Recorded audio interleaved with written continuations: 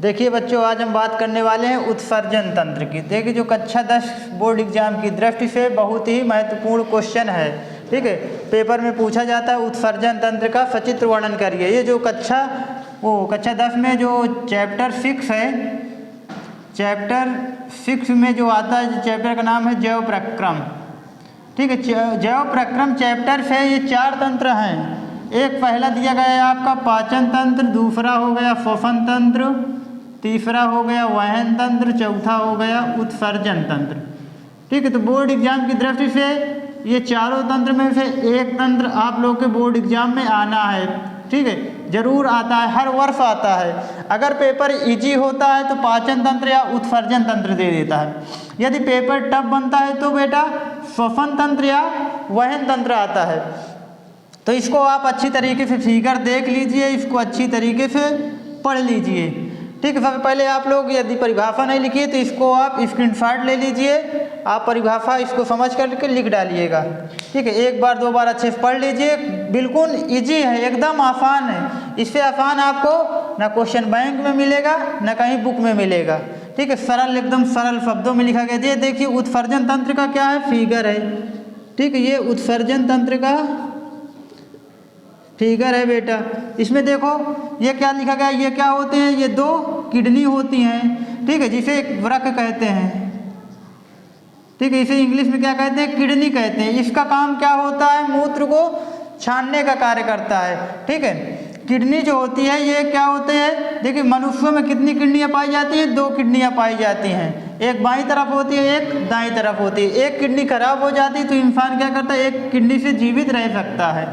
ये बात। इसके बाद ये देखिए जो यहाँ किडनी से जो क्या निकलता है, यूरिन निकलता है, वो कहाँ आता है, मूत्र वाहिनी। ये वाली जो नली होती है ये है, और इधर ये है, ये वाली बेटा क्या है, ये मूत्र वाहिनी है। इसके बाद ये थैलीनुमा संरचना होती है, पेशी अंग होता है जिसे हम क्या कहते हैं, मूत्राशय कहते हैं। इसके बाद ये चौथा क्या होता है, मूत्र मार्ग होता है। तो उत्सर्जन तंत्र में बेटा यही मेन चीज़ें हैं, मूत्र मार्ग हो गया, मूत्राशय, मूत्रवाहिनी और किडनी।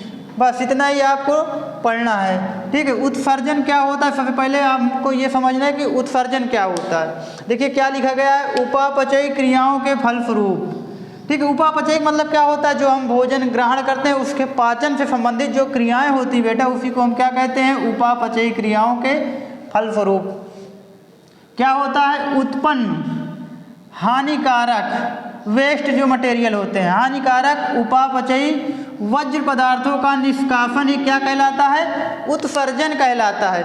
मतलब जो शरीर से जो खाने के बाद उपापचय क्रियाओं के फलस्वरूप उत्पन्न जो क्या होते हैं, हानिकारक वेस्ट मटेरियल उत्पन्न होते हैं, उन्हीं को शरीर से बाहर निकालना ही क्या कहलाता है बेटा, उत्सर्जन कहलाता है। उत्सर्जन सभी में होता है, चाहे वो पेड़ पौधों की बात हो, चाहे जीव जंतु की बात हो, चाहे छोटे जीव हो, चाहे बड़े जीव हो, चाहे पेड़ हो, चाहे पौधे हो, सभी में उत्सर्जन की क्रियाएं होती हैं। ठीक है, उसके बाद देखिए बोर्ड एग्जाम में पूछता है क्या, मानव में उत्सर्जन तंत्र। ठीक है, आपके कक्षा उसमें चैप्टर में पादप में भी उत्सर्जन दिया गया है और मानव में भी।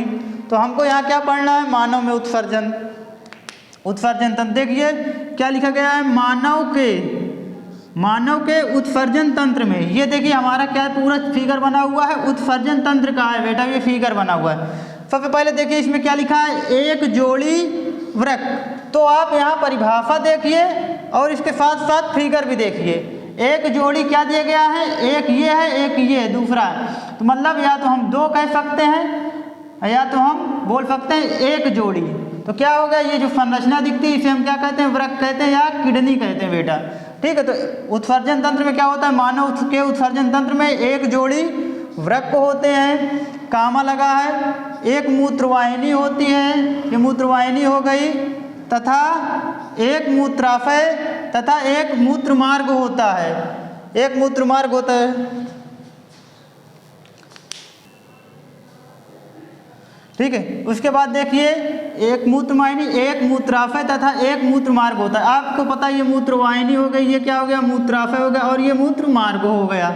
ठीक है, वृक्क क्या होता है, उदर में रीढ़ की हड्डी के दोनों ओर स्थित होता है। मतलब उदर का मतलब क्या होगा, जो हमारी वृक्क किडनी जो होता है हमारे शरीर में क्या होता है, ये जैसे बीच से रीढ़ की जो हड्डी होती है इसके एक बाईं साइड एक दाएं साइड दोनों तरफ होता है, ठीक है। तो इसमें वही चीज़ बताया गया, वृक्क उदर में रीढ़ की हड्डी के दोनों ओर स्थित होता है, एक ये साइड एक ये साइड, हड्डी के एक ये साइड एक ये साइड दोनों ओर स्थित होते हैं, ठीक है। एक बाईं तरफ वक्र होता है, एक दाईं तरफ, एक इधर, ये बीच से रीढ़ की हड्डी हो जाती है, ठीक है। तो दोनों तरीके दोनों तरफ होता है। इसके बाद क्या होता है, क्या लिखा गया है, वृक्क में मूत्र बनने के बाद जो वृक्क हो गया है, पहले यहाँ क्या होता है, किडनी में क्या होता है, जो मूत्र बनता है, ठीक है, जो यूरिन बनता है वो क्या होता है, मूत्रवाहिनी से होता हुआ, ये मूत्रवाहिनी जो यहाँ से यूरिन बनता है यहाँ से आता हुआ कहाँ स्टोर होता है बेटा, मूत्राशय में स्टोर होता रहता है, यहीं पर एकत्र होता रहता है, ठीक है। कहाँ पहुँच जाता है, मूत्राशय में पहुँच जाता है, तथा यहाँ जब तक एकत्र होता है जब तक यह मूत्र मार्ग से बाहर निकल नहीं जाता, मतलब ये मूत्राशय में इकट्ठा होता रहता है जब तक कि, तब तक क्या होता है, जब तक इकट्ठा होता है जब तक क्या होता है कि मूत्र मार्ग से क्या होता है बेटा, ये शरीर से बाहर नहीं निकल जाता है। आगे लिखा गया है, मनुष्य का प्रत्येक वृक्क क्या होता है, जो वृक्क होता है ये बहुत सी कुंडलित नलिकाओं का बना होता है, मतलब ये जो वृक्क होता है ये ऐसे कुंडलित बहुत सी, इसमें बहुत सारी नलिकाएं होती हैं, जो मनुष्य का वृक्क होता है दोनों इसमें कुंडलित मतलब पाइपलाइन के तरीके एकदम से बहुत सी संरचनाएं होती हैं नली के समान, जिन्हें हम क्या कहते हैं, नेफ्रॉन कहते हैं। नेफ्रॉन जो होता है मतलब वृक्क के अंदर ही पाया जाता है, इसी के अंदर जो कुंडलित संरचनाएं होती हैं बेटा उसी को हम क्या कहते हैं, नेफ्रॉन कहते हैं। आपके बोर्ड एग्जाम में कभी कभार नेफ्रॉन की परिभाषा पूछ लेता है, या तो नेफ्रॉन का सचित्र वर्णन करिए, ठीक है। तो इसको बेटा आप अच्छी तरीके से पढ़ लीजिएगा, नहीं तो हम अपने अगले किसी वीडियो में नेफ्रॉन वाला भेजेंगे पूरा, ठीक है। नेफ्रॉन वृक्क की संरचनात्मक एवं क्रियात्मक इकाई होती है। जो नेफ्रॉन होता है वो क्या करता है, वृक्क मतलब बेटा किडनी से होता है, तो क्या करता है नेफ्रॉन वृक्क की संरचनात्मक मतलब नेफ्रॉन वो क्या करता है, किडनी की संरचना बनाता है, मतलब संरचनात्मक मतलब यही होता है किसी भी चीज़ की बेटा जो संरचना का निर्माण करता है उसी को हम क्या कहते हैं, संरचनात्मक कहते हैं।